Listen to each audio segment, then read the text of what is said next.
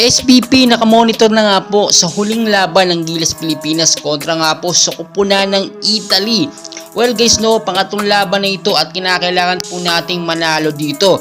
Hindi man tayo pala rin makapasok sa second round, pero pride na lang ng mga Pilipino sana ang ating maitaas or maipanalo kasi main host tayo tapos mabobokya tayo.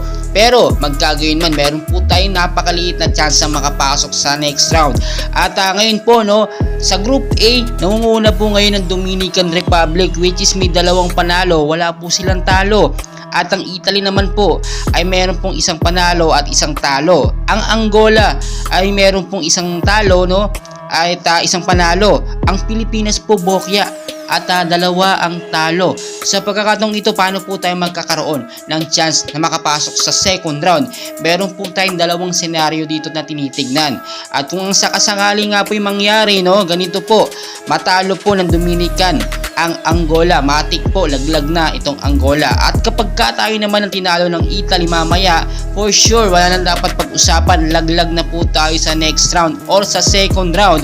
Pero kapag ganito po yung senaryo nangyari, ang nangyari po kung ganito po nangyari. At kung sakali naman po matalo ng Angola ang Dominican Republic at manalo po tayo mamaya sa Italy, ay kinakailangan po nating magkaroon ng lamang na 13 to 16 points para lamang tayo makapasok sa scoring or sa points percentage. Diyan po yan titignan. Pero nakita naman natin mismong si Chot Reyes sinabi nung nakaraan, Italy is Italy at matindi po talaga. Suntok sa buwan po makalamang tayo ng 13 points to 16 points dito sa Italy, napakalabo. Pero hindi imposible dahil bilog po ang bola.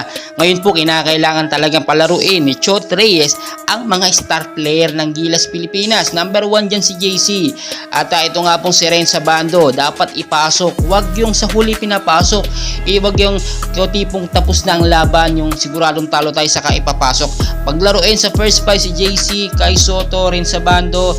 At ang ibang mga kinakailangan, syempre dapat talaga malakasan ng ating first 5. Marami nagsasabi hindi daw yan dahil sa first 5. Well guys, nasa rotasyon naman talaga ng mga player yan. Kung kayang-kaya or alam ni Chot Reyes, i-rotate ang mga player kapag hindi condition ng katawan ang mga kamay, dapat palitan ng player na nasa bench, which is mas mapapakinabangan. Sa pagkakataong ito, himala ang ating kinakailangan, pero alam natin kahit papaano, kahit 30% meron tayong chance na makapasok sa second round. Patuloy po nating suportahan ng Gilas Pilipinas dahil kahit papaano nakakatulong sa ating Gilas Pilipinas ang pressure or ang ating pag-cheer up sa kanila para manalo sa laban. Well guys, patuloy ko kayong i-update mamaya, gagawa tayo ng paraan para makapag-live sa laban nga po ng Gilas Pilipinas at ng Italy. Maraming